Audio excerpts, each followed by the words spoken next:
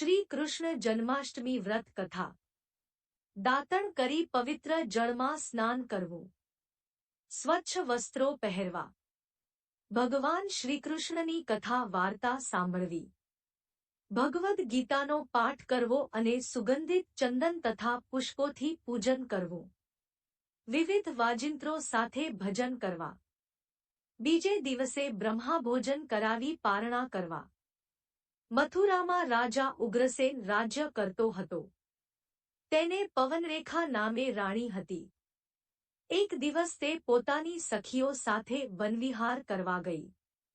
ત્યાં દુમિલક નામનો રાક્ષસ આવી ચડ્યો। તેની દૃષ્ટિ રાણી પવનરેખા ઉપર પડી।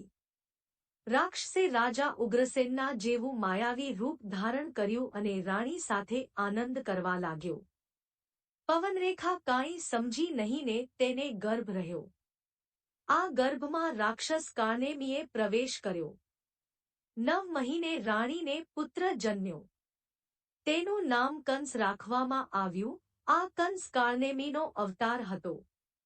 કંસમાં જન્મથી જ રાક્ષસના લક્ષણો હતા।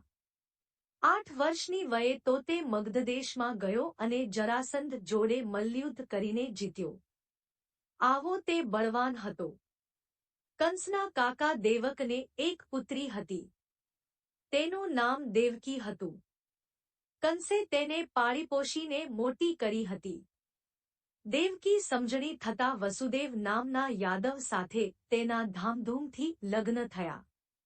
આજે કંસના આનંદનો પાર ન હતો। તે પોતાની બહેન દેવકીને સાસરે વળાવવા નીકળ્યો અને પોતે રથ હાંકવા બેઠો।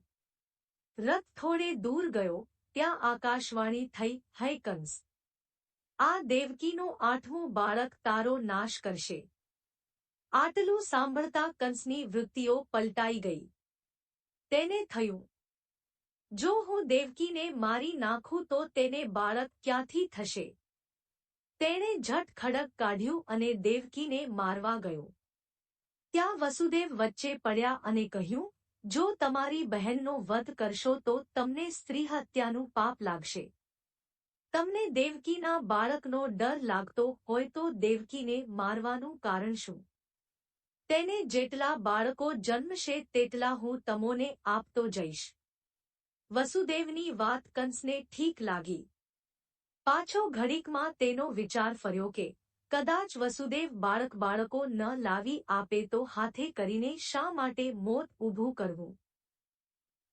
ઝટ તેણે રથ પાછો મથુરા હંકારી મૂક્યો અને પોતાના બહેનબનેવીને કારાગૃહમાં પૂર્યા।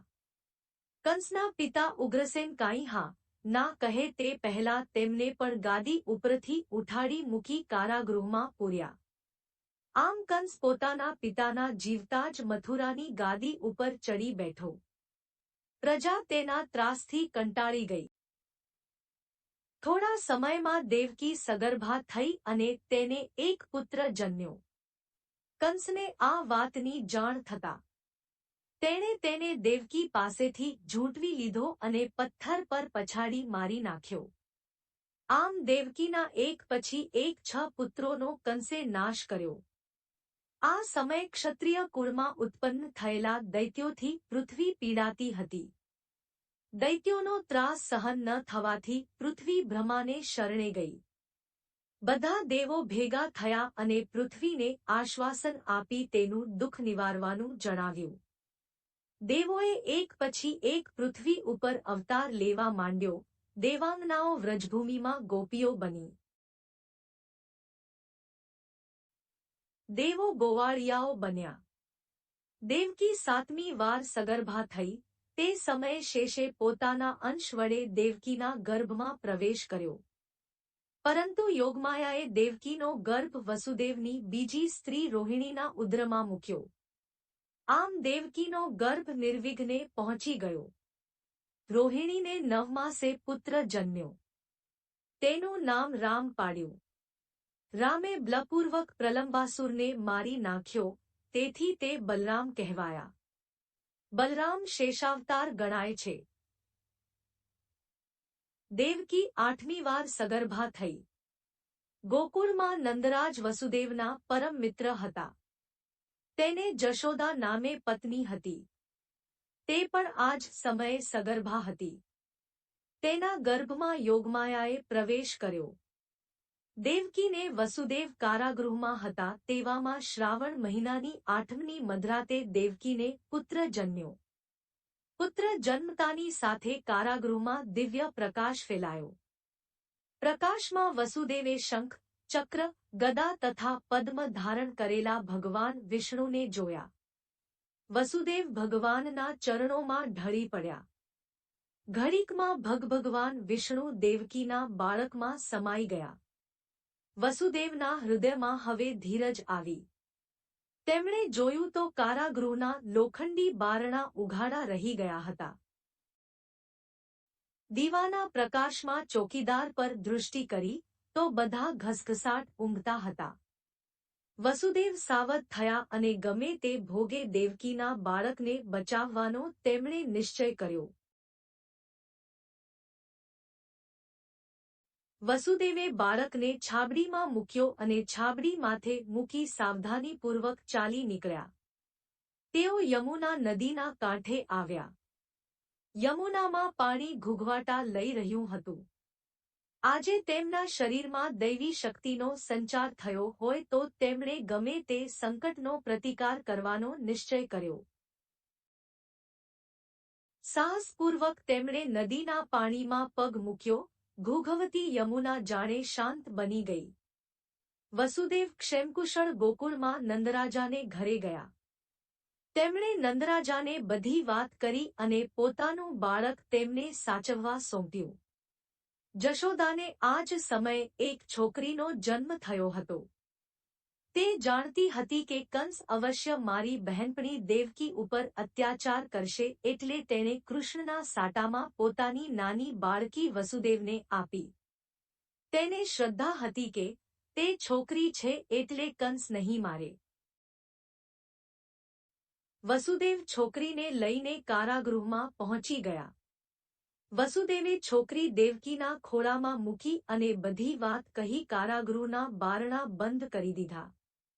વાત સાંભળી દેવકીને નિરાંત વળી. સવારે કંસને ખબર પડતા એ જ ક્ષણે તે કારાગૃહમાં આવ્યો અને બાળકની માગણી કરી. વસુદેવે વિનંતીપૂર્વક કહ્યું, રાજન, દેવકીને પુત્રી જન્મી છે. પુત્રી દ્વારા આપને કંઈ વિઘ્ન નહીં આવે. કંસે કહ્યું, વસુદેવ, તમારું કહેવું ખરું છે, પરંતુ બતાવો તો ખરા. વસુદેવે વહાલથી છોકરીને કંસના હાથમાં આપી. કંસ છોકરી જોઈ ખડખડાટ હસી પડ્યો અને બોલ્યો, વસુદેવ, હું મૂર્ખો નથી કે હાથે કરીને કૂવામાં પડું. આમ કહી નિર્દય કંસે છોકરીને પથ્થર ઉપર બળપૂર્વક પછાડી. પણ આ શું? છોકરી અદૃશ્ય થઈ ગઈ અને જતા જતા બોલી, કંસ, ઈશીશ્વરલીલા તું શું સમજી શકે? મૃત્યુ ટાળવા તે અનેક બાળહત્યાઓ કરી, પણ મૂર્ખ, તારો શત્રુ બાળ રૂપે ગોકુળમાં ઉહરી રહ્યો છે. આ દૈવવાણી સાંભળી ત્યારથી કંસનો અજંપો વધવા લાગ્યો. તેણે પોતાના રાક્ષસમિત્રો અને પૂતના જેવી દાસીઓને ગોકુળ મથુરાના બાળકોને મારી નાખવાનું કામ સોંપ્યું. પતિના માસીરૂપે નંદરાજાને ઘરે ગઈ અને સ્તન ઉપર હળાહળ વિષ ચોપડી કૃષ્ણને સ્તનપાન કરાવવા ખોળામાં લીધા, પરંતુ કૃષ્ણે પોતાને સાટે નાગને સ્તનપાન કરાવ્યું. ઘડીકમાં પૂતના મૃત્યુ પામી. કંસની આખી યોજના ફોકટ ગઈ. ત્યાર પછી કંસે બકાસુર, ધૈનુકાસુર, કેશી, આધાસુર જેવા રાક્ષસોને મારવા મોકલ્યા, પરંતુ કૃષ્ણે તે બધાનો નાશ કર્યો. કંસ જેમ જેમ યુક્તિઓમાં નિષ્ફળ ગયો તેમ તેમ તેની ચિંતા વધવા લાગી. છેવટે તેણે અક્રૂરજીને રથ લઈ કૃષ્ણને તેડવા મોકલ્યા. ગોપીઓની વિદાય લઈ અક્રૂરજી સાથે ભગવાન કૃષ્ણ મથુરામાં આવ્યા. અહીં કંસે કૃષ્ણને મારવા જાતજાતની યુક્તિઓ કરી રાખી હતી. કૃષ્ણ મથુરાની સાંકડી ગલીમાં પ્રવેશ કર્યો. તે વેળા કંસે કુવલ્યાપીડ નામના મદોન્મત્ત હાથીને છૂટો મૂક્યો. હાથીને પોતાના સામે ધસી આવતો જોઈ કૃષ્ણ સાવધાન થયા અને સૂંઢ પકડી બળપૂર્વક તેના એક દંતુશળને ઉખાડી લીધો અને એ જ જંતુશળના ફટકાથી એ ભયાનક હાથીને મારી નાખ્યો. ત્યાં તો કંસે બીજી યુક્તિ કરી રાખી હતી. તેણે ચાણૂર અને મુષ્ટિક નામના મલ્લો સાથે મલ્લયુદ્ધ લડવાનો કૃષ્ણને આગ્રહ કર્યો. કૃષ્ણે મલ્લયુદ્ધનો પડકાર ઝીલી લીધો. આ યુદ્ધ માત્ર રમત પૂરતું ન હતું. કૃષ્ણને મારવાનું કાવતરું હતું. કૃષ્ણ મલ્લોની ક્રૂરતા સમજી ગયા. યુદ્ધનો પ્રારંભ થયો. વિશાળકાય મલ્લોની સામે કૃષ્ણ બાળક જેવા લાગતા હતા, છતાં તેમણે બંને મલ્લોને પછાડી યમપુરી પહોંચાડી દીધા.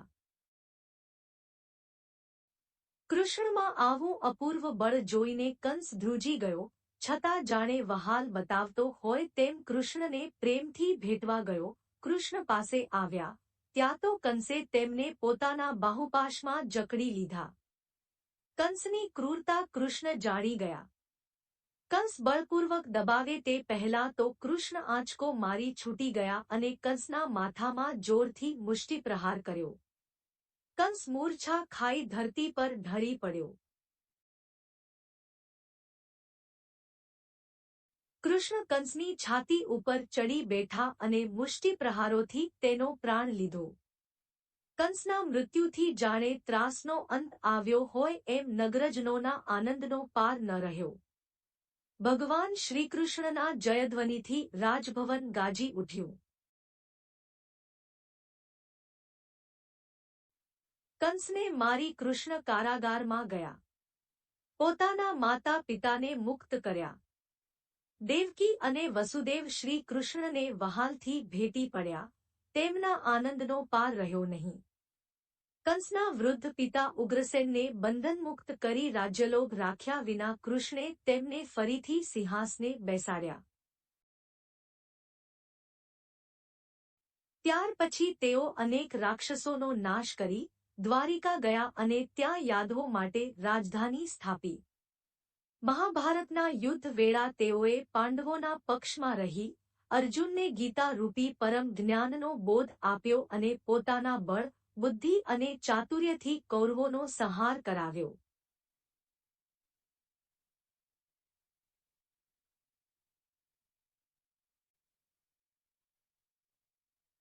આ રીતે ભગવાન શ્રીકૃષ્ણે સમગ્ર ભારતમાંથી આત્તાઈઓનો નાશ કર્યો.